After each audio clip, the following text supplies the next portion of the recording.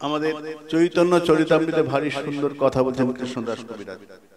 সেখানে বলছেন যে ভারতবর্ষে জন্মগ্রহণ করো, কি করতে হবে না, ভারত ভূমিতে যার জন্ম হয়েছে তাকে উপকার করতে হবে। এবং সেটা কিরকম উপকার? উপকার তো আমরা করি, কেউ বিপদে পড়লে সাহায্য করে দেন, উপকার হলো। চরিতামৃত বলছেন ভারত ভূমিতে জন্ম হইল যাহার জন্ম সার্থক। জন্মটা তখন সার্থক হবে, জন্মালে হয় না ভারতবর্ষে, জন্মটা কখন সার্থক হবে? জন্ম সার্থক করি করো পরোপকার। এই পরোপকার শব্দের অর্থ হলো শ্রেষ্ঠ উপকার। অন্নদান দান, বস্ত্রদান দান, কিন্তু শ্রেষ্ঠ দান কোনটা? শ্রেষ্ঠ উপকার কোনটা? জীবকে কৃষ্ণ উন্মুখী করে দেওয়া। কেন আমরা দুঃখ পাচ্ছি? কেন? অন্যের বস্ত্রের জন্য নয়, বলে তো সামান্য ঘটনা, আজ অন্ন দিলাম কালকে আবার খেতে চাইবে, বস্ত্র দিলাম 6 মাস পরে কাপড় ছিঁড়ে যাবে, তো তার অভাব মিটবে না। অভাব বোধই কাটিয়ে দিতে হবে। অভাব বোধ কি করে যাবে? যখন জীব জানতে পারবে আমি কে। জীবে স্বরূপ হয় নিত্য কৃষ্ণ দাস অভিমান। কৃষ্ণ ভুলি সেই জীব অনাদি বহির্মুখ, অতএব মায়া তারে দেয় সংসার দুঃখ। অন্য বস্ত্রের জন্য দুঃখ নয়, দুঃখটা হচ্ছে কৃষ্ণ ভুলেছিল। কৃষ্ণ ভুলি সেই জীব অনাদি বহির্মুখ, অতএব মায়া তারে দেয় সংসার দুঃখ। জীবের কৃষ্ণ ভুলে যাওয়াটা একটা মহাদোষ। সেটা আজকের না, কবে ভুলেছি? অনাদিকাল থেকে। কৃষ্ণ ভুলি সেই জীব অনাদি বহির্মুখ, আদি নেই, অতএব মায়া তারে দেয় সংসার দুঃখ। তো উপকার কি? তাকে কৃষ্ণ উন্মুখ করে দেওয়া। চৈতন্য চরিতামৃতে মহাপ্রভুকে বন্দনা করে পদকর্তা বলছেন কৃষ্ণদাস কবিরাজ দ্বিতীয় পরিচ্ছেদে, শ্রী চৈতন্য প্রভুং বন্দে বালোপি যদনুগ্রহাৎ তয়ের নানা মত গ্রাহ ব্যাপ্তম সিদ্ধান্ত সাগরম। শ্রী চৈতন্য প্রভুং বন্দে, আমি শ্রীমন মহাপ্রভুকে বন্দনা করি, চৈতন্য মহাপ্রভুকে বন্দনা করছি। চৈতন্য প্রভুং বন্দে বলে, আচ্ছা বন্দনা করলে কি হয়? বন্দনা হচ্ছে আমাদের নবিধা ভক্তি অঙ্গের মধ্যে একটি। চৈতন্য চরিতামৃতে বললেন না, ভজনের মধ্যে শ্রেষ্ঠ নবিধা ভক্তি, কৃষ্ণ প্রেম, কৃষ্ণদের ধরে মহাশক্তি, তার মধ্যে সর্বশ্রেষ্ঠ নাম সংকীর্তন। তো যত ভক্তি অঙ্গ তার মধ্যে শ্রেষ্ঠ নবিধা। এই নবিধা ভক্তি অঙ্গের মধ্যে একটি অঙ্গ বন্দন, শ্রবণ কীর্তন স্মরণ বন্দনা, পাদ শিবনা দাসরে। এই বন্দন একটি ভক্তি অঙ্গ নবিধা ভক্তির মধ্যে। এখন বন্দন মানে স্তুতি বা প্রার্থনা। এই স্তুতি প্রার্থনা প্রায় কাছাকাছি, কিন্তু প্রার্থনার মধ্যে কিছু চাওয়া পাওয়া থাকে। চাই, খুব মিষ্টি মিষ্টি কথা বললাম ভগবান করে, ঠাকুর এটা করে দাও তো, এটা যেন হয়। তা কিছু প্রাপ্তির জন্য যে বন্দনা, সেটা প্রার্থনা। কিন্তু এই যে স্তুতি বা বন্দনা, সেটা হলো ভক্তের ভগবানের গুণগান শ্রবণে, ভগবানের লীলা শ্রবণে, গুণশ্রবণে হৃদয় বিগলিত হয়ে যায়। সেই বিগলিত হৃদয় থেকে যে কথাগুলো বেরিয়ে আসে, সেটা স্তুতি বা বন্দনা। এখন বন্দনা বলতে গিয়ে বললেন কর শিরোযোগ সংযোগ, হাতটা জোর করে বন্দনা করা হয়, মাথায় বন্দনা, হাত জোর করে। এখন হাত জোর করে মাথায় কপালে ঠেকিয়ে হাতটা স্তুতি বা বন্দনা করা হয়। বন্দনা এক প্রকার প্রণামও বটে, নমস্কারও বটে এক প্রকার। এখন দুটো হাত যখন এক জায়গায় করা হলো, করজোর করা হলো, আর হাতটা মাথায় থেকে কিছু স্তুতি বাক্য বলা হয়, সেটা বন্দনা। হাত দুটো জোর করলাম কেন? মানে হাত হচ্ছে কর্মশক্তির প্রতীক। আমি এই হাত দিয়ে কাজ করব।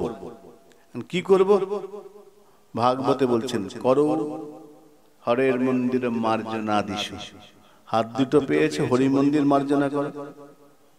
ও তারা সারাদিন ঝাঁটে দিয়ে যাও, ঝাঁট দিয়ে যাবো হরি মন্দির মার্জনা, ঝাঁট দেওয়া, ঘর মোছা, এগুলো না। না, ওখানে বলেছেন আদিশু, মানে ভগবত সেবার সম্পর্কিত যা কিছু হাত দিয়ে করতে হবে। অর্থাৎ আমার যে কর্মশক্তি ঈশ্বরকে দিলাম, যা কিছু করবো তোমার জন্য করে। আর হাত দুটো মাথায় ঠেকাবো। কেন? মাথা হচ্ছে বুদ্ধি, মাথার মধ্যে বুদ্ধি আছে। তা বুদ্ধি এবং কর্মশক্তি হে গোবিন্দ তোমার জন্য, মহাপ্রভু তোমার জন্য। বুদ্ধি এবং কর্মশক্তি দুটোই প্রভু তোমাকে দিলাম। কারণ বুদ্ধি আর কর্মশক্তি চলে যায়, বাকি রইল কি? সবই তোমার। তা বন্দনা মানে আমি তোমার, হে ভগবান আমি তোমাকে সঁপে দিলাম। তো কবিরাজ গোস্বামী বলছেন, বন্দে চৈতন্য প্রভুং বন্দে, আমি সেই চৈতন্য মহাপ্রভুকে বন্দনা করছি। গৌর সুন্দর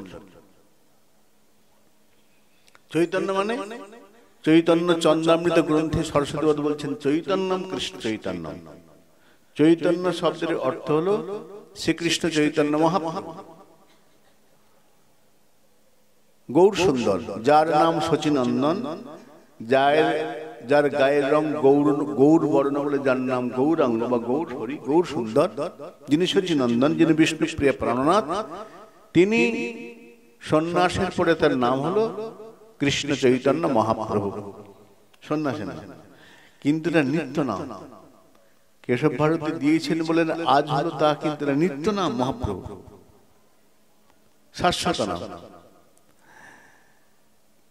কৃষ্ণ চৈতন্য কেন? অনেক তো নাম ছিল, এই নামটি কেন রাখলেন? কৃষ্ণ জানাইয়া জগৎ কইল ধন্য, অতএব নাম তার শ্রীকৃষ্ণ চৈতন্য। জগৎবাসীকে কৃষ্ণ জানিয়ে ধন্য করেছেন গৌর সুন্দর, এমন ভাবে আর কেউ করেনি। বলে কেন? মহাপ্রভু আগে আর কেউ কৃষ্ণ জানায়নি। চৈতন্য চরিতামৃতে বলেন কৃষ্ণ চৈতন্য শব্দের অর্থ হলো কৃষ্ণ জানাইয়া জগৎ কইল ধন্য, অতএব নাম তার শ্রীকৃষ্ণ চৈতন্য। যিনি কৃষ্ণ জানিয়ে জগৎকে ধন্য করেছেন। এখন প্রশ্ন হলো, মহাপ্রভুর আগে জগতে কেউ কৃষ্ণ কথা বলেননি, জানাননি? মহাভারতে কৃষ্ণ কথা আছে, মহাপ্রভু আসলে আগে মহাভারত দাপরে, ভাগবতে কৃষ্ণ কথা আছে। তাহলে বেদব্যাসকে চৈতন্য বলা হচ্ছে কৃষ্ণ চৈতন্য, কিন্তু বেদব্যাসের নাম কৃষ্ণ চৈতন্য নয়। জয়দেব তার গীত গোবিন্দ কৃষ্ণ কথা বলেছেন, কৃষ্ণ জানিয়েছেন, তার নামও কৃষ্ণ চৈতন্য নয়। শ্রীমান মহাপ্রভুর নাম কৃষ্ণ চৈতন্য। কেন? মহাপ্রভু যেমন করে জানিয়েছেন অন্যরা সেইভাবে জগৎকে জানায় না। অন্যরা কৃষ্ণ জানিয়েছেন, কিন্তু মহাপ্রভু যেমন করে জানিয়েছেন তেমন করে জানান না, তাই তার নাম কৃষ্ণ চৈতন্য। কেমন করে জানিয়েছেন? মহাপ্রভু ঝাড়িখণ্ডের বনপথে চলেছেন। মহাপ্রভু যখন ঝাড়িখণ্ডের বনপথ দিয়ে যাচ্ছেন, তো রাস্তায় তখন তো এইরকম সুন্দর আলো পাতার রাস্তা ছিল না, এত সুন্দর ছিল না। বনপথে মহাপ্রভু চলেছেন, সামনে একটা বাঘ শুয়ে আছে। এখন বলে কেন? মহাপ্রভুর আগেও তো রামচন্দ্র বনে গেছেন না? রামচন্দ্র বনবাসে গেছেন তো মহাপ্রভু কি প্রথম যাচ্ছেন বনে? রামচন্দ্র তো বনে গিয়েছেন। হ্যাঁ, রামচন্দ্র গিয়েছেন বনে, কিন্তু মহাপ্রভুর বনে যাওয়া আর রামচন্দ্রের বনে যাওয়া একটু পার্থক্য আছে। কেন? পদকর্তা বলছেন, রাম আদি অবতারে ক্রোধে নানা অস্ত্র ধরে অসুরেরে করিলা সংহার। রামচন্দ্র যখন বনে যাচ্ছেন, সঙ্গে তীর ধনুক রয়েছে, ধনুকের টঙ্কারে, ধনুকের শব্দে পশু পাখির রাস্তা ছেড়ে দিচ্ছে। আরে বাবা, রামচন্দ্র ধনুক নিয়ে আসছে, সঙ্গে অস্ত্র আছে। রামাদি অবতারে ক্রোধে নানা অস্ত্র ধরে অসুরের করিলা সংহার। অস্ত্র নিয়ে বনে গিয়েছেন, প্রয়োগ করেছেন, শুধু সঙ্গে রাখেননি, অস্ত্রকে প্রয়োগ করেছেন। মহাপ্রভু যখন বনে যাচ্ছেন কেমন করে? হাত দুটো উপর দিকে তোলা, মুখে কৃষ্ণ নাম, চোখে জল, প্রভু চলেছেন। প্রভু চলার পথে একটা বাঘ শুয়ে আছে। চরিতামৃত লিখলেন, বনপথে এক ব্যাঘ্র করিয়াছে শয়ন, আবেশে তাহার গায়ে প্রভুর লাগিল চরণ। বাঘটা ঠিক মহাপ্রভুর চলার রাস্তার মাঝখানে শুয়ে আছে।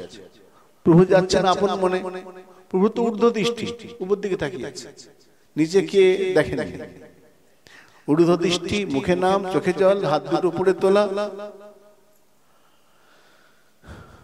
প্রভুর চরণটা বাঘের গায়ে লেগেছে। এখন মহাপ্রভু চরণটা তাঁর বাঘের গায়ে লাগতে প্রভু দাঁড়িয়ে পড়েছেন, আরে বাঘের গায়ে পা লেগেছে।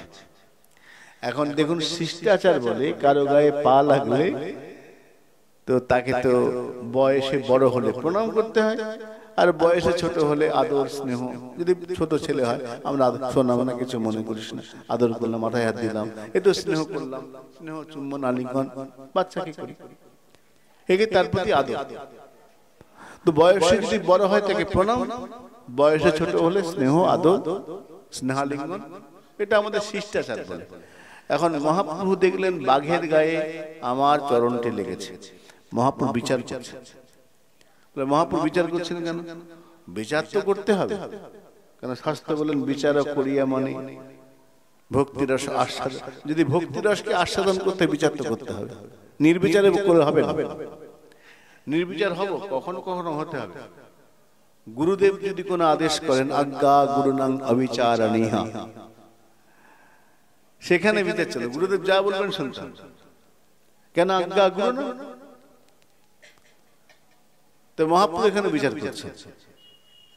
আবার আরো সূক্ষ্ম বিচার আছে। কি বিচার না? গুরুদেবের আদেশ যদি শাস্ত্র বিগহিত আচরণ হয়, গুরুদেব এমন কিছু বললেন শাস্ত্রে বলা নেই, শাস্ত্র বিরোধী বাক্য, সেখানে আবার বিচার চলে আসে। কিন্তু যদি শাস্ত্র সম্মত হয় তাহলে গুরু বাক্যের উপর বিচার চলবে না, অবিচার। তো মহাপ্রভু বিচার করছেন, বিচার করিয়া মনে। কি করে বিচার করবো? বলে মধ্যস্থ ভাগবত পুরাণ। সাক্ষী কে থাকবে বিচারে? ভাগবত পুরাণ, মধ্যস্থ শ্রী ভাগবত পুরাণ। তো মহাপ্রভু বিচার করছেন, আমি কে না? এখন সন্ন্যাসী গৌর বটে, কিন্তু তত্ত্ব তো আমি তো ভগবান। আমার পাটা লেগেছে বাঘের গায়ে। বাঘ তো সাধারণ জীব, হিংস্র জীব। আমি যদি বাঘকে প্রণাম করিতে বাঘের ক্ষতি হয়, ভালো হবে না, কারণ আমি তো ভগবান, আমি তো বড়, আমি তোকে প্রণাম করতে পারি না। আবার বাঘকে জড়িয়ে ধরবো, সেটা কেমন লাগে? তা কিছুটা একটা করতে হবে। বিচার চলছে, কি করা যায়? মহাপ্রভু বিচার করে দেখলেন একটা কাজ করা যায়। প্রভু কহে কহ কৃষ্ণ, ব্যাঘ্র উঠিলা, ব্যাঘ্র উঠি কৃষ্ণ বলি নাচিতে লাগিলা।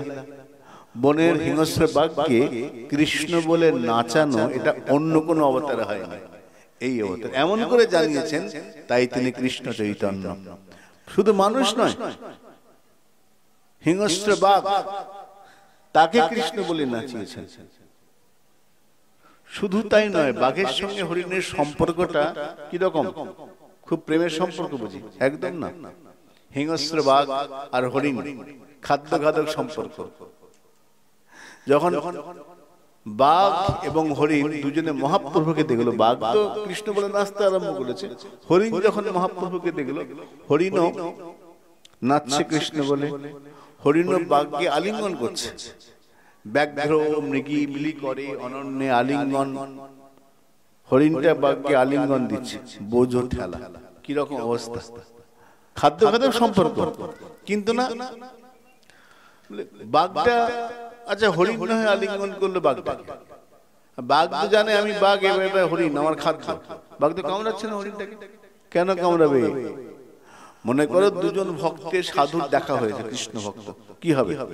প্রণাম আলিঙ্গন তো হবে, সেখানে হিংসা থাকবে না, কারণ দুজনেই আমরা প্রভুর দাস। বাঘ যখন মহাপ্রভুকে দেখেছে, বাঘ বুঝেছে আমি কৃষ্ণ দাস। হরিণ যখন মহাপ্রভুকে দেখেছে, হরিণের মনে হচ্ছে আমি কৃষ্ণ দাস। দুজন কৃষ্ণ দাস দেখা হয়েছে, সেখানে কি হবে? স্নেহ আলিঙ্গন তো হবে। তাই মহাপ্রভু এমন এক তত্ত্ব, এমন এক ভগবান, অবতার সার গোরা অবতার, কেন না ভজলি তারে, করিনি রে বাস গেল না তিয়াস, আপন কর্ম ফেরে। এমন গৌর প্রকৃত কলিযুগে এসে গৌরকে চিনতে পারলাম না। হ্যাঁ, তাই তার নাম কৃষ্ণ চৈতন্য। এমন করে জগৎকে কৃষ্ণ জানিয়েছেন, এর আগে কেউ জানাননি, অনেকে জানিয়েছেন। তাই অনর্পিত চরিং চিরাত করুণায়াবতীর নক্কলৌ, অনর্পিত বস্তু যে এতদিন কেউ দেয়নি, কারো অধিকারও নেই দেবার, সেই বস্তু প্রভু দিয়েছেন, কৃষ্ণ জানিয়েছেন। রাধা আনুগত্যে কৃষ্ণ ভজনের সন্ধান দিয়েছেন, মঞ্জুরি আনুগত্যে কৃষ্ণ ভজনের সন্ধান মহাপ্রভু দিয়েছেন। কেন না? আমা বিনা অন্য নারী ব্রজপ্রেম দিতে। তাই তার নাম কৃষ্ণ চৈতন্য, মহাপ্রভুর নাম।